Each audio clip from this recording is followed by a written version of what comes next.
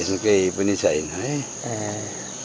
यो अब अहिले हुने बेला होइन कि बेला होइन, त्यही भएर बर्खा ठुलो झरी लाग्यो, खाना छ कि छैन धेरै भयो नहेरेको। त्यो हुँदाखेरि चाहिँ मैले यसलाई हेर्दै सुरु गरेको। यो कार्तिकमा नि निकाल्छन् नि कसैले? हो बाबु, कार्तिकमा निकाल्छ।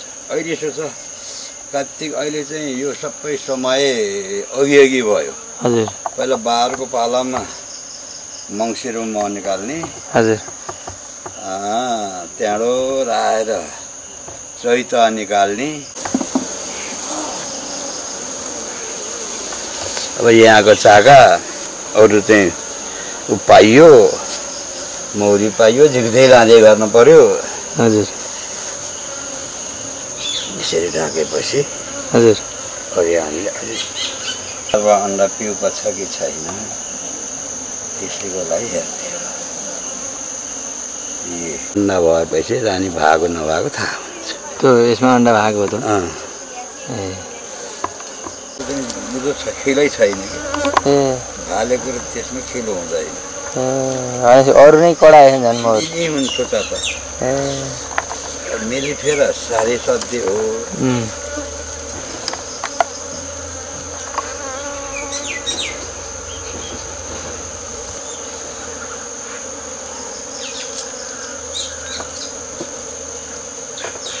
त्यहाँ एउटा फ्रेम लामा छ, एउटा फ्रेम।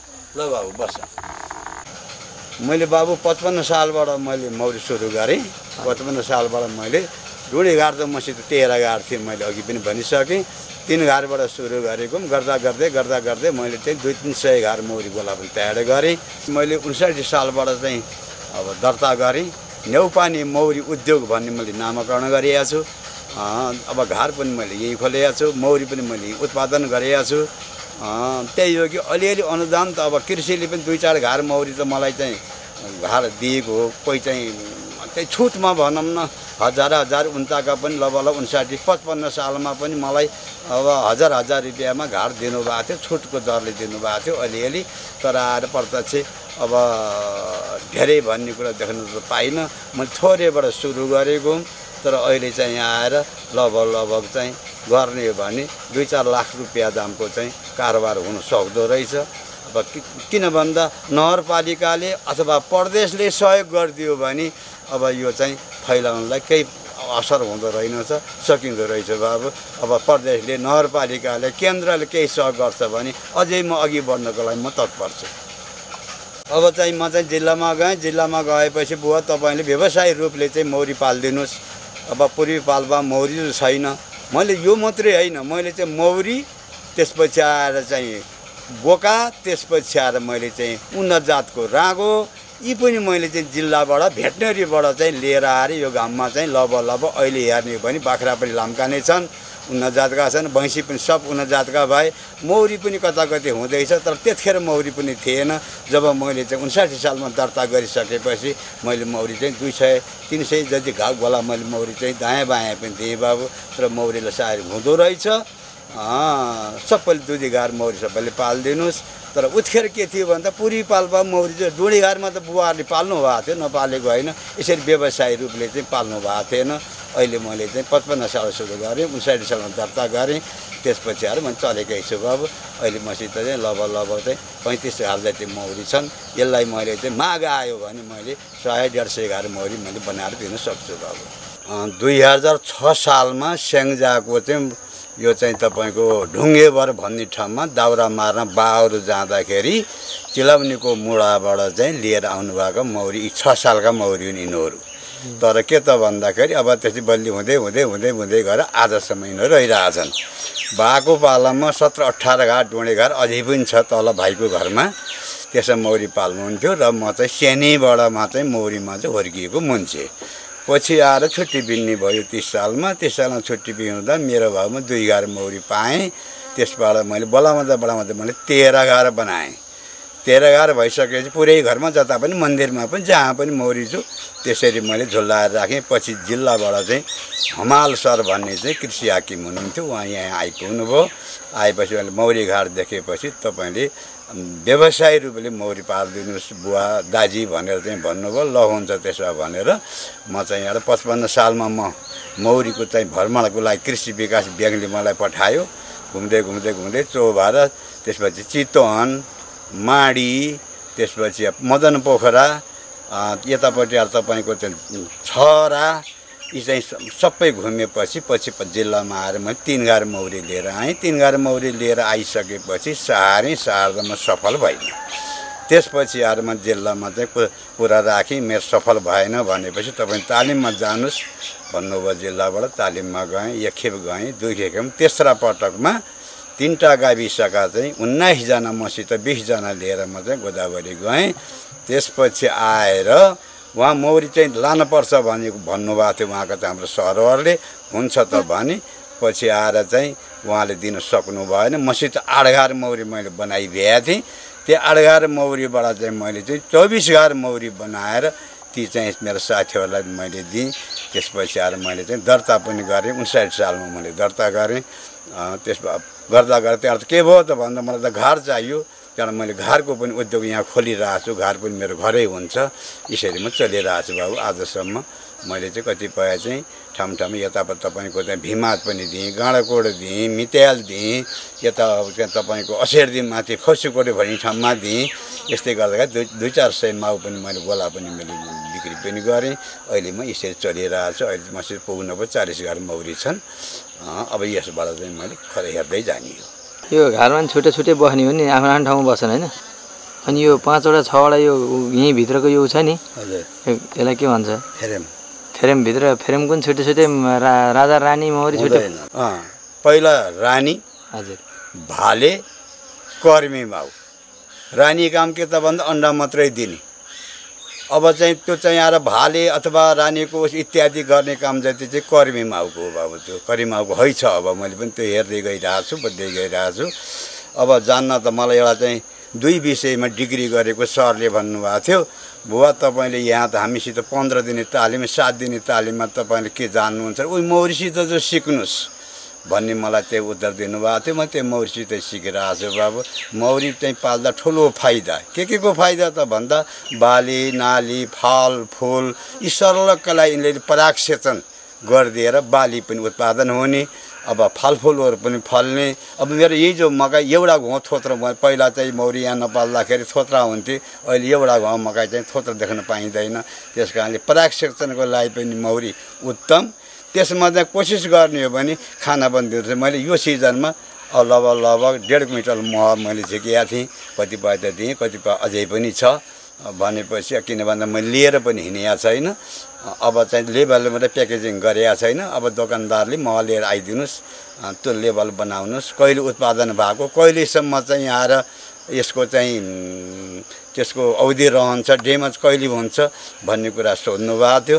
मैले एउटा मौरी अब चाहिँ त्यसको लागि परीक्षणको लागि राख्ने भएको छु। कति वर्षसम्म मौरी मह बिग्राउँदो रहन्छ भन्ने विचारमा पुगेको छ बाबु। मौरी पाल्न त सबैले, प्रत्येक घरले चाहिँ 2टा घर मौरी पाल्ने हो भने त्यसको बाली नाली पनि राम्रो, मह किन्न पनि परेन, घरैमा आफूले स्वच्छ मह खान पाइयो। यहाँ चिनी मिसाएको, यहाँ मिसाएको, त्यहाँ मिसाएको भन्छन्, त्यो परेन, आफूले स्वच्छ मह खान पाइन्छ।